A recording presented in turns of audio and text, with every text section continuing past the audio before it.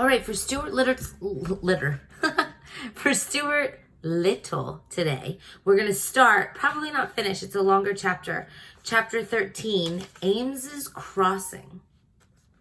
In the loveliest town of all, where the houses were white and high, and the elm trees were green and higher than the houses, where the front yards were wide and pleasant, and the backyards were bushy and worth finding out about, where the streets sloped down to the stream, and the stream flowed quietly under the bridge, where the lawns ended in orchids, and the orchards, oh my goodness gracious, I'm so sorry, ended in orchards, and the orchards ended in fields, and the fields ended in pastures, and the pastures climbed the hill and disappeared over the top toward the wonderful wide sky. In this loveliest, I can't talk today, in this loveliest of all towns, Stuart stopped to get a drink of sarsaparilla. Parking his car in front of the general store, he stepped out, and the sun felt so good that he sat down on the porch for a few moments to enjoy the feeling of being in a new place on a fine day. This was the most peaceful and beautiful spot he had found in all his travels. It seemed to him a place he would gladly spend the rest of his life in. If it weren't that he might get homesick for the sights of New York and for his family, Mr. and Mrs. Frederick C. Little and George. And if it weren't for the fact that something deep inside him made him want to find Margalo.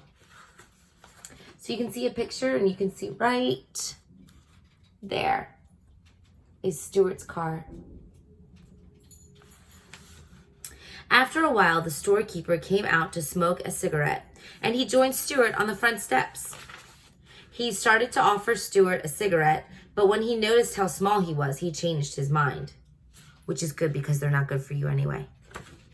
Have you any sarsaparilla in your store? Asked Stuart. I've got a thirst.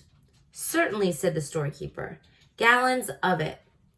Sarsaparilla, root beer, birch beer, ginger ale, moxie, lemon soda, Coca-Cola, Pepsi-Cola, Dipsy-Cola, Pepsi-Cola, Pepsi-Cola, Popsy-Cola, and raspberry cream tonic. Anything you want.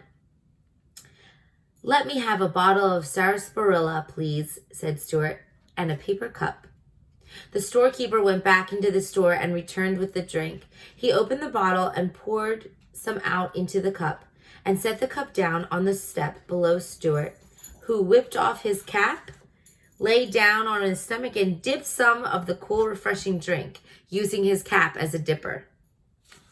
That's very refreshing, remarked Stuart. There's nothing like a cool drink in the heat of the day when you're traveling. Are you going far? Asked the storekeeper. Perhaps very far, replied Stuart. I'm looking for a bird named Margalo. You haven't sighted her, have you? Can't say I have, said the storekeeper. What does she look like? Perfectly beautiful, replied Stuart, wiping the drink off his lips with the corner of his sleeve. She's a remarkable bird. Anybody would notice her. She comes from a place where there are thistles. The storekeeper looked at Stuart closely. How tall are you? He asked. You mean in my stocking feet? Said Stuart. Yes. 2 inches, nothing and a quarter, answered Stuart. I haven't been measured recently, however. I may have shot up a bit. You know, said the storekeeper thoughtfully, there's somebody in this town you really ought to meet. Who's that? Said Stuart, yawning. Harriet Ames, said the storekeeper. She's just your size. Maybe a trifle shorter, if anything. What's she like? Asked Stuart. Fair, fat, and 40? No, Harriet is young, and she is quite pretty. She is considered one of the best-dressed girls in this town, too. All her clothes are tailored specially for her. That's so, remarked Stuart. Yes, Harriet's quite a girl. Her people, the Ameses, are rather prominent in this town. One of her ancestors used to be the ferryman here in Revolutionary days. He would carry anybody across the stream. He didn't care whether they were British soldiers or American soldiers, as long as they paid their fare. I guess he did pretty well. Anyway, the Ameses have always had plenty of money. They live in a big house with a lot of servants. I know Harriet would be very much interested to meet you." "That's very kind of you," replied Stuart, "but I'm not much of a society man these days. Too much on the move. I never stay long anywhere. I blow into a town and blow right out again. Here today, gone tomorrow, and a will-o'-the-wisp. The highways and byways are where you'll find me, always looking for Margalo. Sometimes I feel that I'm quite near to her and that she's just around the turn of the road. Other times I feel I'll never find her and never hear her voice again. Which reminds me, it's time I was on my way." Stuart paid for his drink and said goodbye to the storekeeper and drove off.